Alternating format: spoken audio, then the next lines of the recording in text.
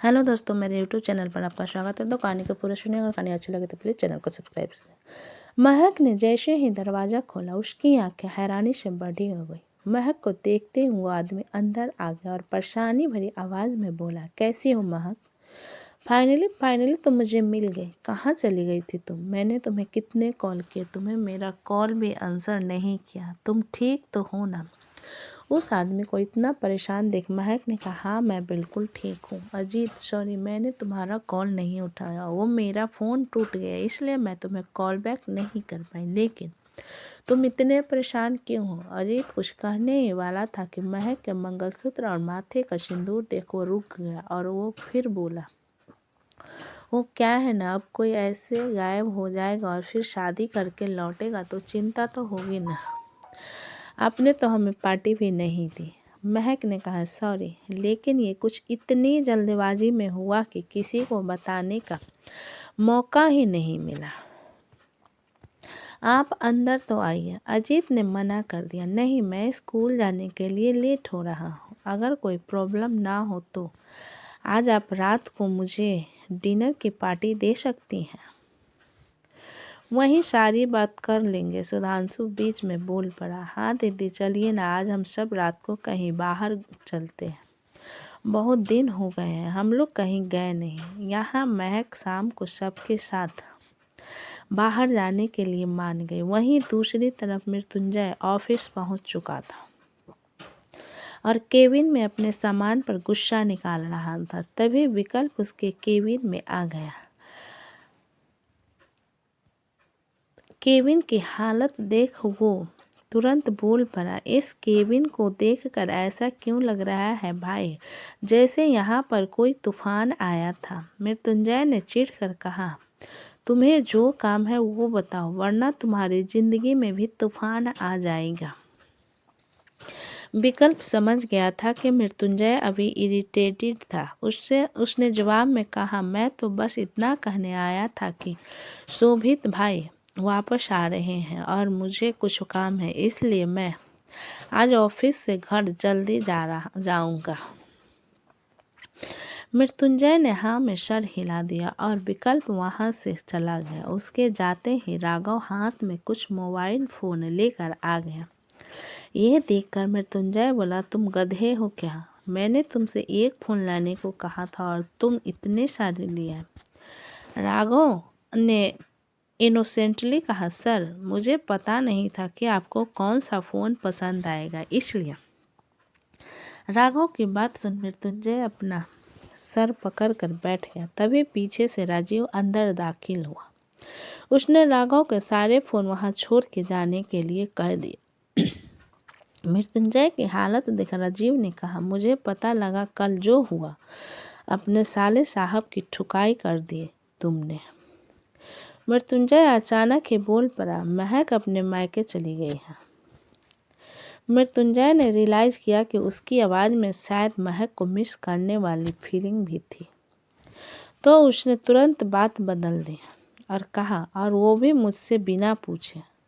तुम जानते हो ना, मेरी मर्जी के बिना कोई कुछ करे तो मुझे अच्छा नहीं लगता। मृत्युंजय ने पूरी कोशिश की छुपाने की, लेकिन राजीव समझ गया था और वो उससे बोला, सीधा सीधा बोलो ना कि भाभी को मिस कर रहे हो। भाभी को लेने क्यों नहीं चले जाते? राजीव ने जो कहा सच कहा था, लेकिन फिर भी मृत्युंजय इरिटेट हो गया और उस पर चिल्लाते हुए बोला, आई एम सॉरी कि मैंने तुमसे ये बात बोली। भूल जाओ ये और बताओ, तुम्हारा ध्यान काम में है भी या नहीं? कब से तुम्हें बोला हुआ है कि मीरा के बारे में पता लगाओ, क्या तुम्हें अभी तक उसके बारे में कुछ पता चला? राजीव ने जवाब में कहा, सारे कांटेक्ट काम पे लगा दिए, लेकिन मीरा का कुछ पता नहीं चल रहा है। ऐसा लग रहा है जैसे वो अचानक कहीं गायब हो गई है। और एक बात तुम्हें याद है ना, कशिश मित्तल आ रहा है। हाँ मुझे याद है, मृत्युंजय ने जवाब दिया। राजीव मृत्युंजय को देखते हुए बोला, मुझे लगता है कि अब तुम्हें वैभव के खिलाफ FIR वापस ले लेनी चाहिए। कहीं ऐसा न हो कि तुमसे बदला लेने के लिए वो महक को चोट पहुंचाए। यहाँ फिर से महक का जिक्र सुन मृत्युंजय पागल हो गया। उसने कहा, महक मेरी बीबी है, उसका ख्याल रखना मेरी जिम्मेदारी है और मैं अपनी जिम्मेदारी अच्छे से निभा लूँगा। तुम्हें उसकी चिंता करने की ज़रूरत नहीं है। जो कहा वही करो। राजीव मृत्युंजय को और परेशान नहीं करना चाहता था। वो नहीं चाहता था कि पूरा दिन मृत्युंजय का मूड खराब रहे और वो ऑफिस के स्टाफ पर अपना गुस्सा निकालता रहे। इसलिए वो वहाँ से निकल गया। मृत्युंजय का पूरा दिन ऑफिस में बीत गया। वहीं महक भी आज अपने घर पर आराम से पूरा दिन बिता रही थी। शाम को महक अपने भाई, माँ, पापा और अजीत के साथ बाहर घूमने के लिए चली गई। सबसे पहले वो लोग बाहर रेस्टोरेंट में खाना खाने के लिए गए और वहाँ से महक, सुधांशु और अजीत जुहू चौपाटी घूमने के लिए चले गए। महक भी अंदर ही अंदर मृत्युंजय को बहुत मिस कर रही थी। हालांकि आज उसका पूरा दिन अपने घर में शांति से बीता था, लेकिन अब उसे मृत्युंजय की आदत हो गई थी। उसकी डांट, उसके गुस्से भरी नज़र, उसके ताने, इन सब के बिना महक को अपना दिन अधूरा अधूरा सा लग रहा था। सुधांशु और अजीत आपस में कुछ बात कर रहे थे। तभी वहीं महक समंदर की लहरों के पास खड़ी मृत्युंजय के ख्यालों में खोई हुई थी। महक को अकेला खड़ा देख अजीत उसके पास आ गया। महक के चेहरे पर एक अजीब सी उदासी थी, जिसे देख अजीत मन ही मन बोला, ये मेरा वहम है या फिर सच में आप इस शादी में खुश नहीं हैं? महक। अजीत मन ही मन बहुत कुछ सोच रहा था, लेकिन उसने ये चेहरे पर नहीं आने दिया। महक को खोया देख उसने उसे पुकारा, क्या बात है, आप हमें यहाँ घुमाने लाई थी, लेकिन आप तो अकेले अकेले भेल खा रही हैं। महक ने कहा, हाँ तो अगर आपको खानी है तो आप दूसरी ले लीजिए। मैं अपनी वाली शेयर नहीं करूँगी। अजीत मुस्कुराने लगा। तभी महक के गले में कुछ अटक गया और वो जोर जोर से खांसने लगी। अजीत आसपास पानी ढूंढ रहा था, लेकिन उसे कहीं पानी नहीं मिला। जब वो पानी ढूंढने गया तो वहाँ पर एक 25 साल का लड़का अचानक से आ गया और उसे महक की तरफ पानी की बोतल बढ़ा दी। महक ने जल्दी से पानी पिया और वो बोतल लौटाते हुए कहा, थैंक यू सो मच। वो लड़का महक की अजीब नज़रों से घूर रहा था। महक उससे कुछ कहना चाहती थी, लेकिन वो मुड़कर वहाँ से चला गया। उस लड़के की नज़रें काफ़ी अजीब थी, जैसे वो महक की आंखों में अपने सवालों के जवाब ढूंढ रहा हो। महक को कुछ वक्त के लिए उसका इस तरह से यहाँ आना अजीब लगा, लेकिन फिर वो वापस सुधांशु और अजीत के साथ बिजी हो गए। पूरी शाम जुहू बीच घूमने के बाद महक सुधांशु के साथ घर वापस लौट आई। इस वक्त रात के 9 बज रहे थे। जैसे ही महक और सुधांशु घर वापस आए, उन्होंने हॉल के सोफे पर मृत्युंजय को बैठे देखा और उसके साथ एक और लड़का बैठा हुआ था। ये लड़का देखने में कुछ 24-25 साल का था और ये महक को काफ़ी जाना पहचाना भी लग रहा था। काफ़ी देखा सा लगता है ना ये? मृत्युंजय ने ये बात उस लड़के की तरफ इशारा करते हुए महक से बोली। महक मृत्युंजय को देखकर थोड़ी परेशान भी थी और इस जाने पहचाने अजनबी को देखने के बाद हैरान भी हो गई थी। मृत्युंजय फिर बोला, कहाँ देखा है इसे? पार्क में, सड़क पर, बस स्टॉप पर या फिर बीच पर? जैसे ही मृत्युंजय ने बोला बीच पर, महक की आंखों में एक चमक आई और मृत्युंजय से बोला, याद आया, बीच पे देखा है इसे। कौन से बीच पे? मडगिर गांव, जुहू के नाम पे महक अब उस आदमी को पहचान गई। लेकिन इससे पहले वो कुछ कहती, मृत्युंजय के चेहरे के भाव बदल गए। एकदम से गुस्सा उतर आया उसकी आंखों में। वो आक्रोश भरी आवाज में बोला, जूहू बीच पे आज देखा था तुमने इसे, जब तुम पानी पूरी और भेल खा रही थी अपने भाई और दोस्त के साथ। भूल गई ना तुम कि मेरी बीवी हो तुम? बोलो महक, दोस्त मिले तो भूल गई, या फिर दोस्त नहीं कोई पुराना दोस्ताना था? चलो तुम अपना दोस्ताना संभालो, मैं घर जा रहा हूँ। ये भूलकर मृत्युंजय गुस्से से घर से बाहर निकलकर घर के मेन गेट पर आ गया, जो गली में था। उसके पीछे महक, सुधांशु और उनके माँ बाप भी आ गए। जाते हुए मृत्युंजय को रोक सुधांशु में बोला, जबान संभाल के बात करिए आप। मृत्युंजय रुका और उसने मुड़ के सुधांशु को देखा और फिर पागलों की तरह हंसने लगा और बोला, लगता है कल जो दवाई दी थी वो डोज कम था। कोई नहीं, आज पूरी दवाई पिला के जाऊंगा। ये कहकर मृत्युंजय ने अपने दोनों हाथ स्ट्रेच किए और उंगलियां चटकाई। महक बोली, जैसा आप सोच रहे हैं वैसा कुछ नहीं है। ये तो है जैसा मैं सोच रहा था वैसा कुछ भी नहीं था। मैंने तुम्हारे पीछे अली को भेजा था ये सोचकर कि शायद तुम्हारे इस प्यारे भाई ने मेरी बहन को कहीं छुपा के रखा है और मुझे इस पर नज़र रख के मीरा मिल जाएगी। लेकिन मुझे तो कृष्ण मिल गया, जिसकी मीरा तुम हो।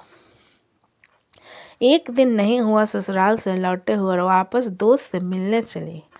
मृत्युंजय की आवाज़ सुन के गली के लोग बाहर आ गए थे। उनको देखकर मृत्युंजय चिल्लाया, रात का टाइम है, सोना नहीं होता क्या आप लोगों को? मृत्युंजय सारंग अपनी बीवी से बात कर रहा है। And I want privacy. सब लोग अंदर जाओ, हेडफोन लगाओ और सो जाओ। बाहर आए तो मुझसे बुरा कोई नहीं होगा। मृत्युंजय का गुस्सा देख सब घबरा गए और सभी पड़ोसी भाग के अपने अपने घरों में छुप गए। मृत्युंजय की बात सुन के महक की आंखों में आंसू आ गए थे। वो बोली, सर आपने मेरे भाई पर हाथ उठाया। मैं चुप रही। मैं घर से चली गई, लेकिन आपने मुझे नहीं रोका। मैंने वो बर्दाश्त किया, लेकिन आज आप मेरे कैरेक्टर पर उंगली उठा रही है, मुझसे बर्दाश्त नहीं होगा। तभी मृत्युंजय का फ़ोन बजने लगा। मृत्युंजय ने बिना देखे कि इसका कॉल है, कॉल काट दिया और महक से बोला, ये ड्रामा मेरे साथ नहीं चलेगा। वो लड़का जो तुम्हारे साथ था वो चाह रहा था कि तुम अपनी भेल उसके साथ शेयर करो। नहीं, पर मैंने शेयर करी क्या? पूछी अपनी इस अली से। महक की ये बात सुनकर मृत्युंजय ने अली को देखा। अली बोला, जी नहीं सर, ये तीनों बस घूम रहे थे। हाँ, लेकिन मैं कल रात से अकेला पागल हो रहा था और तुम आराम से जुहू चौपाटी पे घूम रही हो। इसका मतलब तो यही हुआ ना कि तुमने मुझसे अलग होके कोई फर्क नहीं पड़ता। मृत्युंजय के गुस्से में भरी इस बात को सुन के वहीं पीछे खड़े शेखर और नीरू जी के चेहरे पे मुस्कान आ गई थी।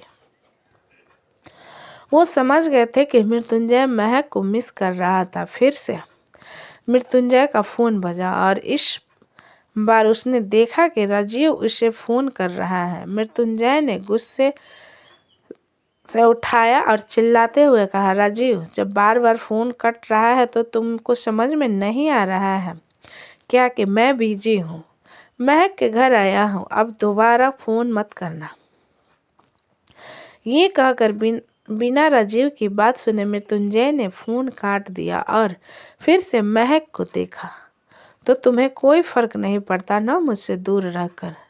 महक रोते हुए बोली, ये कितनी गलत बात है। एक तो आप मुझे घर से जाने देते हो और रोकते नहीं, और अब यहाँ मैं दुखी ना रहने की कोशिश कर रही हूँ तो तुम्हें दिक्कत है कि तुम मेरी याद में बैठी रो क्यों नहीं रही है? बीच पे क्यों घूम रही है? मृत्युंजय बोला, हाँ तो बीच पे जाना था तो मैं ले जाता, और अगर तुम्हें मेरे पास ही जाना था तो वापस आ जाती ना, आप लेने आ जाते ना। महक रोते हुए बोली। मृत्युंजय चिल्लाते हुए बोला, लो आ तो गया, अब क्या तुम्हारा सामान भी पैक करूं? नीरू जी बोले, बच्चों लड़ना बंद करो, चाहे गलत ढंग से ही सही, पर आज तुम्हारी शादी की पग फेरे की रस्म पूरी हो गई।